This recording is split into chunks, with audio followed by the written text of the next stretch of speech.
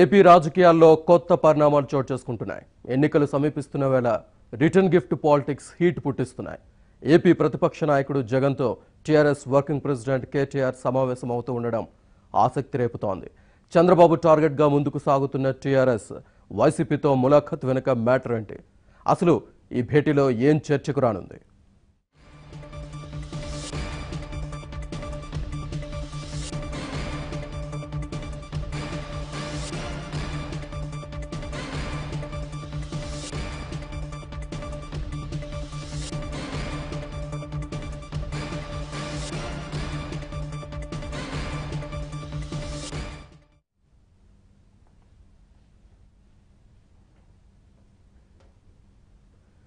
తెలంగాణ ఎన్నికల్లో కేసీఆర్ విజయం సాధించిన తర్వాత ఏపీ సీఎం చంద్రబాబు లక్ష్యంగా విమర్శలు గుప్పించారు.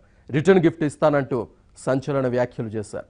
ఇప్పుడు ఫెడరల్ ఫ్రంట్ చర్చల్లో భాగంగా జగన్తో చర్చలకు రెడీ అవడం ఆసక్తికరంగా మారింది. పైకి ఫెడరల్ ఫ్రంట్ అని చర్చలు చెబుతున్న ఏపీ రాజకీయాలు ప్రస్తావన తప్పక ఉంటుందన్న ప్రచారం సాగుతోంది.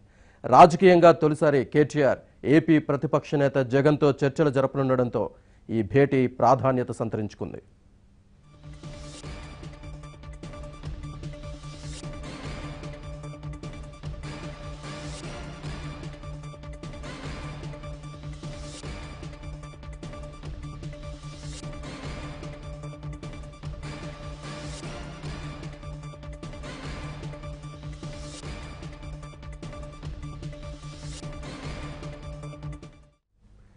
ఇప్పటి వరకు ఈ ఇద్దరు నేతల మధ్య నేరుగా మీటింగ్ జరిగింది లేదు.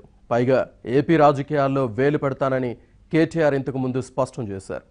చంద్రబాబు తెలంగాణలో జోక్యం చేసుకున్నారు కాబట్టి ఏపీ రాజకీయాలను తాము ప్రభావితం చేస్తామన్నారు. ఈ వ్యాఖ్యల తర్వాత తొలిసారి ఏపీ ప్రతిపక్ష నేతతో భేటీ కానుండడంతో ఏం జరగబోతుంది, భేటీలో ఏం చర్చిస్తారనేది ఆసక్తికరంగా మారింది.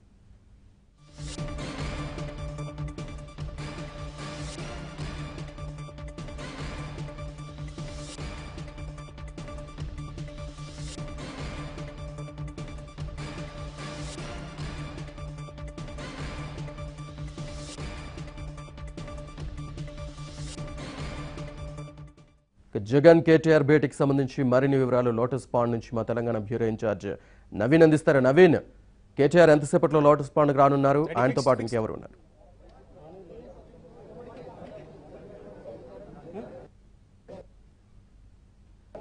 కేటీఆర్ కొద్దిసేపటి క్రితమే క్యాంపు కార్యాలయం నుంచి ఆయన నివాసం నుంచి లోటస్ పాండ్ లో వైఎస్ జగన్ నివాసానికి బయలుదేరారు.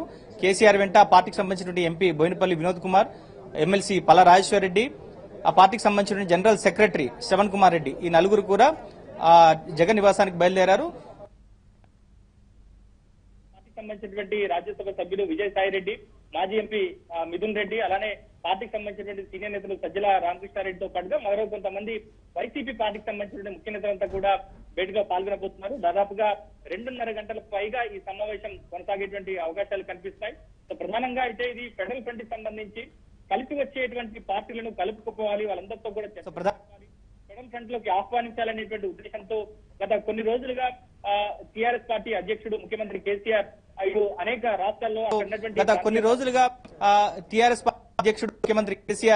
ఇటు అనేక రాష్ట్రాల్లో అక్కడ ఉన్నటువంటి ప్రాంతీయ పార్టీలకు సంబంధించి తమిళనాడు, కర్ణాటక రాష్ట్రాలకు సంబంధించినటువంటి అక్కడి పార్టీలతో కేసీఆర్ చర్చలు జరిపారు.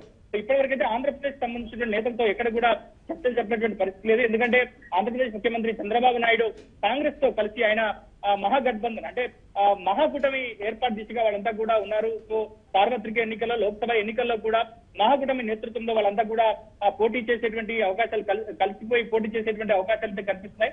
సో కనుక అక్కడ ఉన్నటువంటి ప్రధాన ప్రతిపక్షమైనటువంటి వైఎస్ జగన్ ను కలుపుకుపోవాలి, ఫెడరల్ ఫ్రంట్ లోకి ఆహ్వానించాలని చెప్పేసి కేసీఆర్ భావిస్తూ వస్తున్నారు. సో ఆ దిశగానే ఈ రోజు ఆయనని ఫెడరల్ ఫ్రంట్ లోకి ఆహ్వానించాలని చెప్పేసి కేసీఆర్ భావించారు. ఎందుకంటే ఇప్పటి వరకు కూడా వైఎస్ జగన్ కేసీఆర్ కలిసినటువంటి సందర్భాలు చాలా తక్కువ. ఎందుకంటే గవర్నర్ తో రాజ్భవన్ లో గవర్నర్ ప్రతిసారి ఇచ్చేటువంటి ఎట్ హోమ్ కార్యక్రమంలో గత 2-3 సార్లు వైఎస్ జగన్ కేసీఆర్ కలిసి మాట్లాడుకున్నారు. సో మొన్న ఎన్నికల్లో టీఆర్ఎస్ పార్టీ గెలిచిన తర్వాత వైఎస్ జగన్ కేసీఆర్ కు ఫోన్ చేసి అభినందనలు తెలిపారు. సో కనుక ఇప్పటి వరకైతే జగన్ కేసీఆర్ల మధ్య ఎక్కడ కూడా రాజకీయ పరమైనటువంటి చర్చలు అయితే జరగలేదు. సో ఇప్పుడు ఈ ఫెడరల్ ఫ్రంట్ రూపంలో వైపు ఫెడరల్ ఫ్రంట్ కి సంబంధించినటువంటి చర్చలు జరుపుతూనే ఆంధ్రప్రదేశ్ రాష్ట్ర రాజకీయాలకు సంబంధించినటువంటి చర్చలు కూడా జరిపేటువంటి అవకాశాలు అయితే మనకు స్పష్టంగా కనిపిస్తున్నాయి.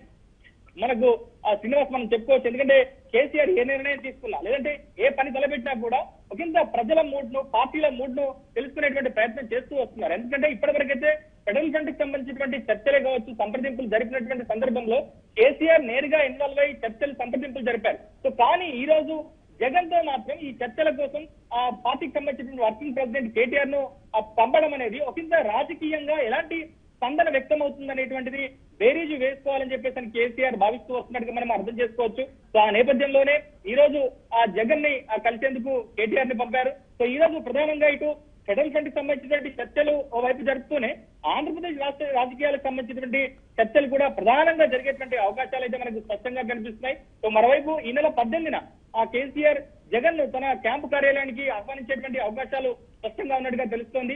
ఈ సమావేశంలో ఈ ఫెడరల్ ఫ్రంట్ కి సంబంధించినటువంటి ప్రధానంగా ఈ రోజు కేటీఆర్ తో చెప్పినటువంటి చర్చలే కావచ్చు. సో దానికి సంబంధించినటువంటి అవుట్కమ్, అలానే ఫెడరల్ ఫ్రంట్ కి సంబంధించినటువంటి చర్చలు, అలానే ఆంధ్రప్రదేశ్ రాష్ట్ర రాజకీయాలకు సంబంధించినటువంటి చర్చలు అయితే ఈ 18వ తారీఖున జరిగేటువంటి అవకాశాలు అయితే మనకు స్పష్టంగా కనిపిస్తాయి. 18వ తారీఖున జగన్ కేసీఆర్ ఇద్దరు కలిసేటువంటి అవకాశాలు కనిపిస్తున్నాయి.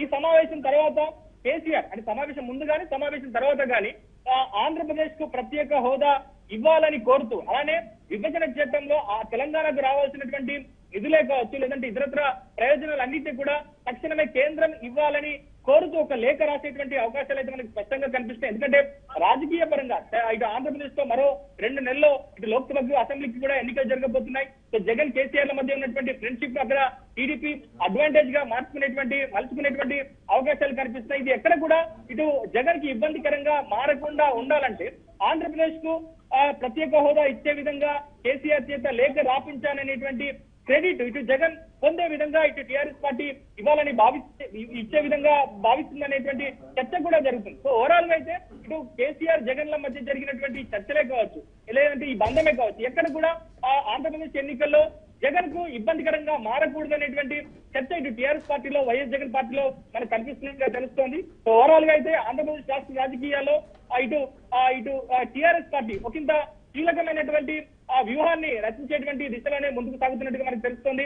మరోవైపు కేసీఆర్ ఈ నెల 21వ తారీఖు నుంచి 26వ తారీఖు వరకు తన ఫామ్ హౌస్ లో సహస్ర చండీ యాగాన్ని కూడా నిర్వహించబోతున్నారు. సో ఈ యాగానికి జగన్ ని కూడా ఆహ్వానించేటువంటి అవకాశాలు అయితే మనకు స్పష్టంగా కనిపిస్తాయి. మొత్తానికైతే కేటీఆర్ కాసేపట్లో లోటస్ పాండ్ కు చేరుకోబోతున్నారు. ఇప్పటికే వైసీపీకి సంబంధించిన నేతలంతా కూడా లోటస్ పాండ్ లో జగన్ నివాసానికి చేరుకోబోతున్నారు. సో వాళ్ళంతా కూడా టీఆర్ఎస్ పార్టీకి సంబంధించినటువంటి ప్రతినిధులను ముఖ్యంగా కేటీఆర్ వెంట వచ్చేటువంటి నాయకులందరినీ కూడా వాళ్ళంతా కూడా సాధారణంగా ఆహ్వానించబోతున్నారు. సో సుమారు 3 గంటలకు పైగా ఈ సమావేశం జరిగేటువంటి అవకాశాలు కనిపిస్తున్నాయి. శ్రీనివాస్.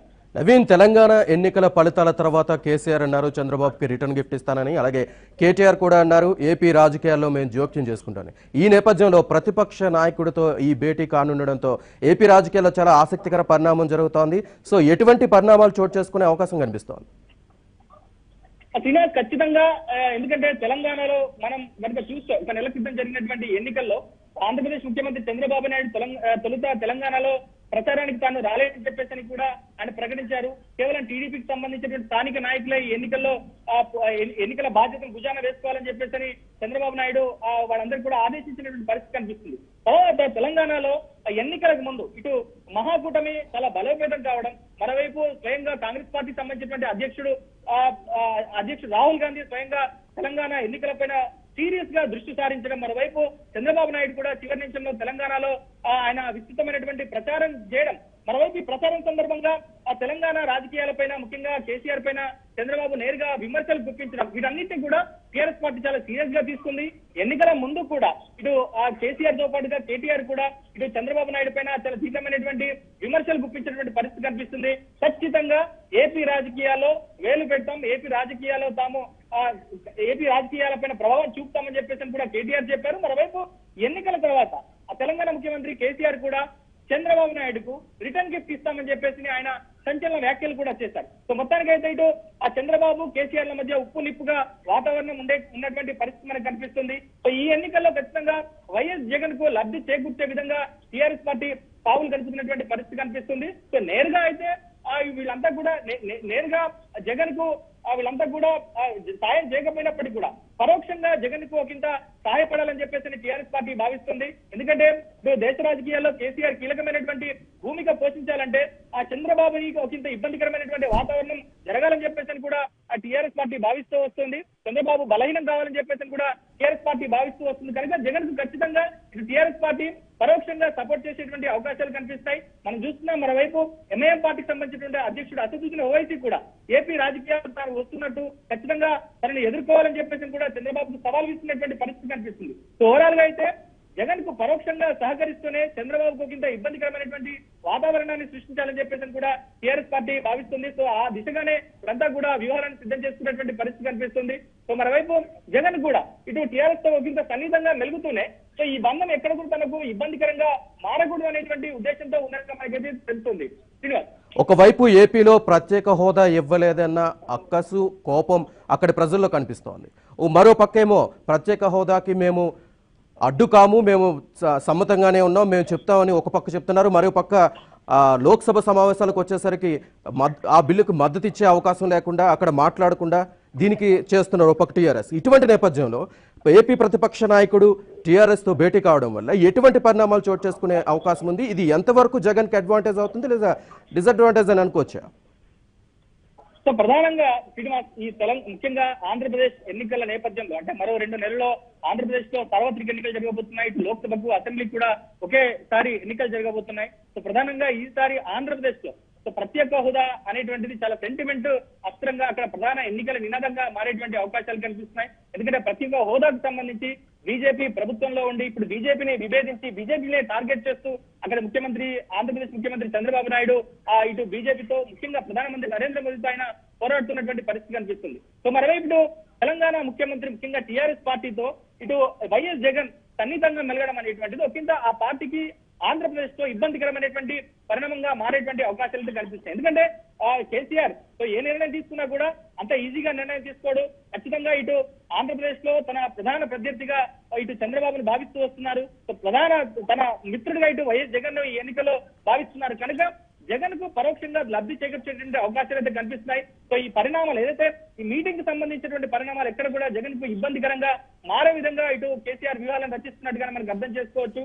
ఎందుకంటే కేసీఆర్ ద్వారా ప్రత్యేక హోదాకు టీఆర్ఎస్ పార్టీ వ్యతిరేకం అనుకూలం. టీఆర్ఎస్ పార్టీకి సంబంధించినటువంటి 16 మంది ఎంపీలు ఆ ప్రత్యేక హోదాకు అనుకూలంగా వాళ్ళంతా కూడా కేంద్రానికి లేఖ రాశారు. అది తన వల్లనే జరిగిందనేటువంటి క్రెడిట్ వైఎస్ జగన్ కి ఇచ్చే విధంగా ఆ కేసీఆర్ వ్యూహాలు పన్నేటువంటి అవకాశాలు కనిపిస్తాయి. ఈ దిశగానే లేఖ రాసేటువంటి అవకాశాలు కనిపిస్తాయి. లేఖతో పాటుగా తెలంగాణకు సంబంధించినటువంటి అంశాలపైన ముఖ్యంగా విభజన చట్టంలో ఉన్నటువంటి అంశాలే కావచ్చు, ఇటు పన్నుల రాయితీ కావచ్చు, ఇతర ప్రయోజనాలే కావచ్చు, ఇవి కూడా తెలంగాణకు ఇచ్చే విధంగా కేంద్రం చొరవ చూపాలని చెప్పేసి కూడా లేఖ రాయొచ్చు. కనుక ఈ లేఖ కనుక కేసీఆర్ రాస్తే అది ఒకంత జగన్ కు అడ్వాంటేజ్ గా మారేటువంటి పరిస్థితి కనిపిస్తుంది. ఇటు కేసీఆర్ జగన్ల మధ్య ఉన్నటువంటి సాన్నిహిత్యం కూడా ఏపీ రాజకీయాల్లో పని చేయదని చెప్పేసి కూడా ఇటు జగన్ పార్టీకి సంబంధించిన నేతలు భావిస్తూ వస్తున్నారు. సో మొత్తానికైతే కేసీఆర్ చాలా వ్యూహాత్మకంగానే అడుగులు వేస్తున్నట్టుగా మనం చెప్పుకోవచ్చు. ఎక్కడ కూడా ఇటు జగన్ టీఆర్ఎస్ మధ్య ఉన్నటువంటి ఈ మైత్రి ఎక్కడ కూడా ఆంధ్రప్రదేశ్ రాజకీయాల్లో ఎక్కడ కూడా జగన్ కి ఇబ్బందికరంగా మారకూడదు అనేటువంటి ఉద్దేశంతోనే వ్యూహాలు రచిస్తున్నట్టుగా మనకు తెలుస్తుంది.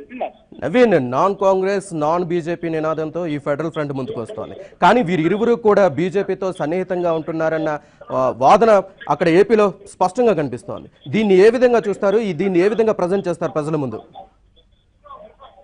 శ్రీనివాస్, మనం కనుక చూస్తే నిన్న సంక్రాంతి సంబరాల సందర్భంగా కుప్పంలో ఆంధ్రప్రదేశ్ ముఖ్యమంత్రి చంద్రబాబు నాయుడు చేసినటువంటి వ్యాఖ్యలను మనం ఒకసారి పరిశీలిస్తే సో ఇటు ఆంధ్రప్రదేశ్ కు ప్రధానంగా నరేంద్ర మోదీ, జగన్, కేసీఆర్ లు ఆంధ్రప్రదేశ్ ను ఇబ్బందికి గురి చేసేటువంటి విధంగా ప్రయత్నిస్తున్నారంటూ ఆయన ఒక వాదన కూడా లేవదీసినటువంటి పరిస్థితి కనిపిస్తుంది. ప్రధానంగా ఈ ముగ్గురు వ్యక్తుల పైన ఆంధ్రప్రదేశ్ ముఖ్యమంత్రి చంద్రబాబు నాయుడు విమర్శలు చేసినటువంటి పరిస్థితి కనిపిస్తుంది. సో కనుక ఇప్పుడు ఆంధ్రప్రదేశ్ లో నరేంద్ర మోదీ ఆ ప్రత్యేక హోదాకు తాను ఒక రకంగా ఇక బీజేపీ ప్రభుత్వం ఎన్నడూ కూడా ప్రత్యేక హోదా ఇవ్వదనేటువంటి ఇంప్రెషన్ ని ఇక్కడ బీజేపీ కూడా ఆ ఇంప్రెషన్ ని కనబరిచింది. మరోవైపు ఇటు చంద్రబాబు నాయుడు కూడా బీజేపీతో ఆ ప్రత్యేక హోదాకు సంబంధించి చాలా తీవ్రంగా పోరాడుతున్నటువంటి పరిస్థితి కనిపిస్తుంది. మరోవైపు కాంగ్రెస్ పార్టీ కూడా ఈ రానున్నటువంటి ఎన్నికల్లో కాంగ్రెస్ పార్టీ అధికారంలోకి వస్తే ఖచ్చితంగా ప్రత్యేక హోదా ఇచ్చి తీరుతామని చెప్పేసి రాహుల్ గాంధీ, సోనియా గాంధీ స్వయంగా ప్రకటించేటువంటి పరిస్థితి కనిపిస్తుంది. కనుక ఆంధ్రప్రదేశ్ లో ఈ రెండు పార్టీలు కూడా సన్నిహితంగా ఉండబోతున్నాయి. సో వీళ్ళంతా కూడా పోటీ చేసేటువంటి అంశం పైన అయితే క్లారిటీ రాలేకపోయినప్పటికీ కూడా దేశ రాజకీయాల్లో మాత్రం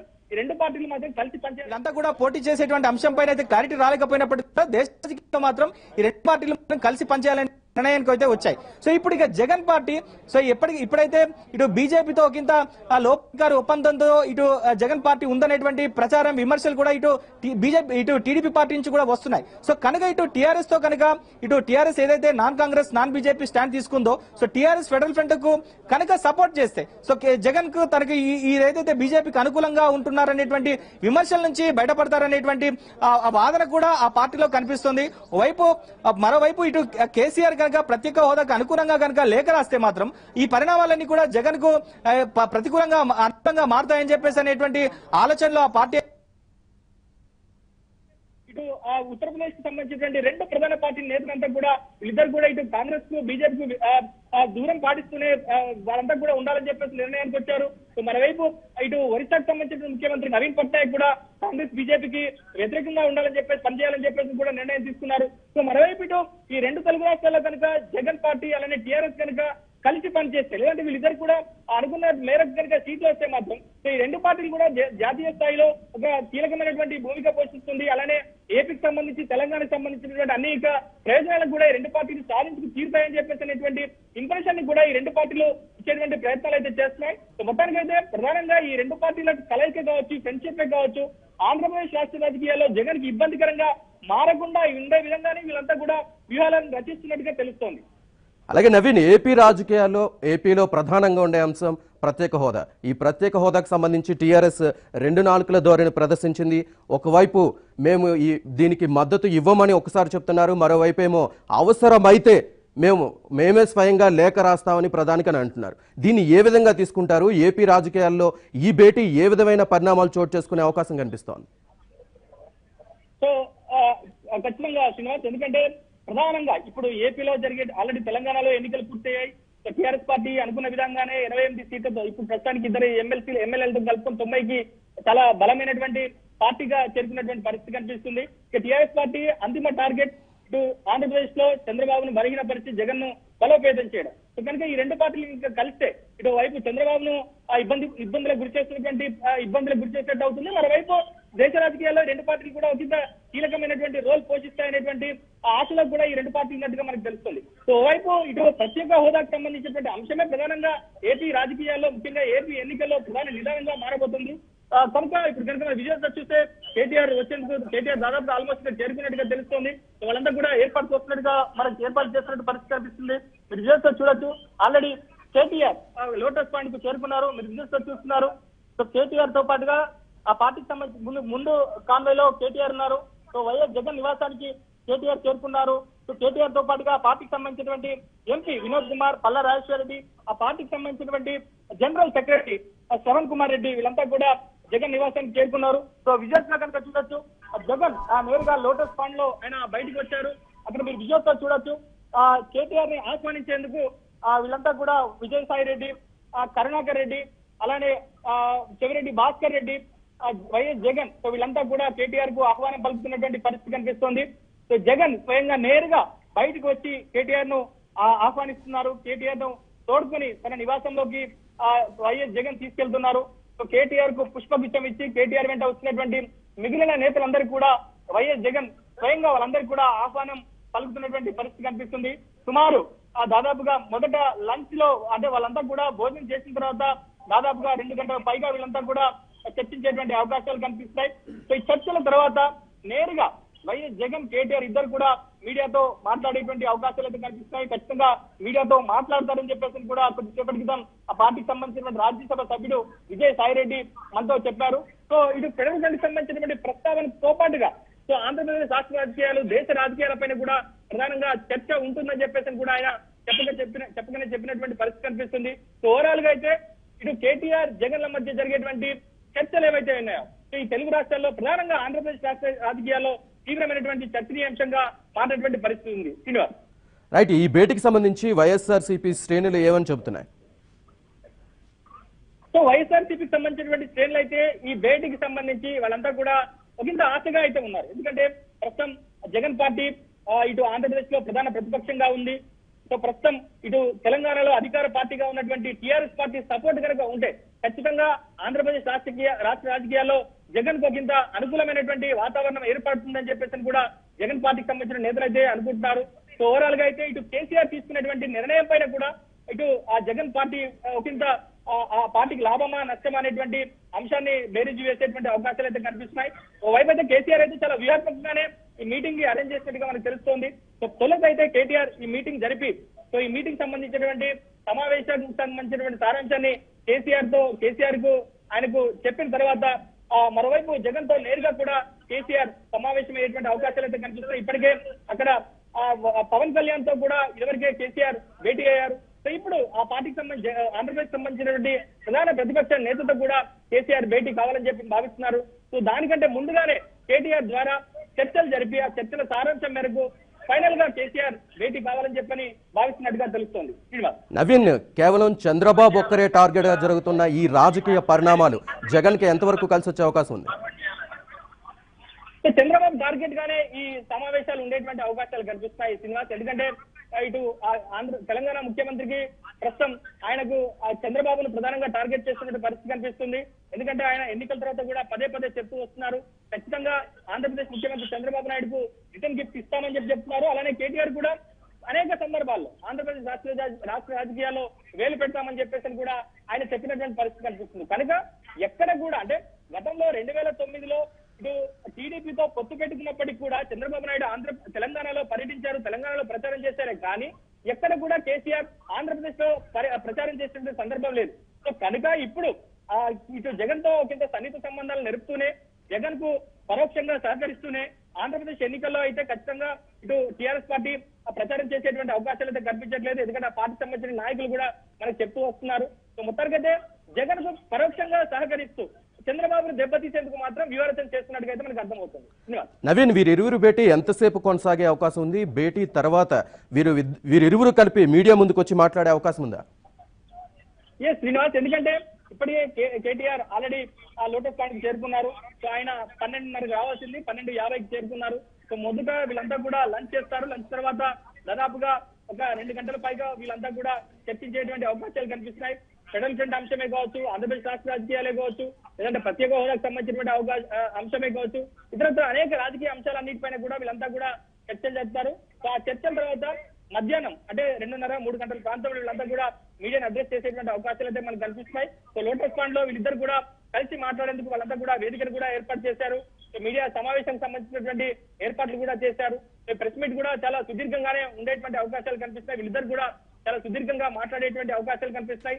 అనేక అంశాలపైన కూడా వీళ్ళంతా కూడా మీడియా ప్రతినిధులు వేసేటువంటి ప్రశ్నలకు సమాధానాలు చెప్పబోతున్నట్టుగా మనకు తెలుస్తోంది.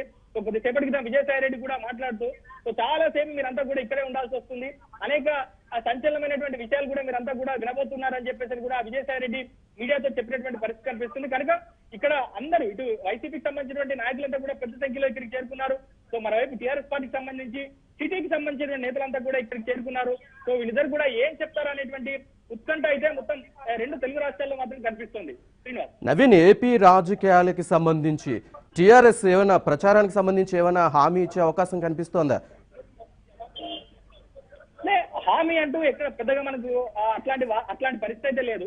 సో మొత్తానికైతే జగన్ కు పరోక్షంగా సహకరించడం ఒకటి, సో మరోవైపు ప్రతి ఒక్క హోదాకు సంబంధించి జగన్ కు లబ్ధి చేకూర్చే విధంగా ఒక లేఖ రాయడం అనేటువంటి అంశం ఒకటి. సో ఈ రెండింటి విషయంలో మాత్రం కేసీఆర్ తీసుకునేటువంటి నిర్ణయం పైన ఈ ఫ్రెండ్షిప్ అలానే ఏపీ రాజకీయాల్లో జగన్ కి ఏ మేరకు లాభం చేకూరుతుంది అనేటువంటి అంశం అయితే ఆధారపడి ఉంది. సో ఖచ్చితంగా జగన్ కు లబ్ధి చేకూర్చే విధంగానే కేసీఆర్ నిర్ణయం తీసుకుంటారని చెప్పేసి ఇటు 2 పార్టీలంతా కూడా భావిస్తూ వస్తున్నాయి. సో ప్రధానంగా ప్రత్యేక హోదాకు సంబంధించినటువంటి విషయం పైనే కేసీఆర్ ఒకంత సానుకూలంగా ఆయన వివరించేటువంటి అవకాశాలు కనిపిస్తాయి. అది లేఖ రాయడమే కావచ్చు, లేదంటే ప్రధానంగా మరోసారి ఢిల్లీలో నరేంద్ర మోదీని కలిసి ఇటు తెలంగాణకు సంబంధించిన అంశాలను వివరిస్తూ ఇప్పటికైనా అనేక సందర్భాల్లో కూడా ఆయన కలిశారు. సో మొన్న ఎన్నికల్లో గెలిచిన తర్వాత కూడా నరేంద్ర మోదీని కలిసి దాదాపుగా 12 అంశాలకు సంబంధించినటువంటి వినతి పత్రాన్ని కూడా ఇచ్చారు. సో ఇప్పటికే ఆంధ్రప్రదేశ్ కి సంబంధించిన ప్రత్యేక హోదాకు సంబంధించి ఇటు ఢిల్లీలో వైపు ఆ పార్టీకి సంబంధించిన ఎంపీ కవిత కూడా ఏపీకి ప్రత్యేక హోదా ఇవ్వాలని చెప్పేసి ఆమె కోరినటువంటి పరిస్థితి కనిపిస్తుంది. కనుక ఆంధ్రప్రదేశ్ ఎన్నికలు సమీపిస్తున్నటువంటి నేపథ్యంలో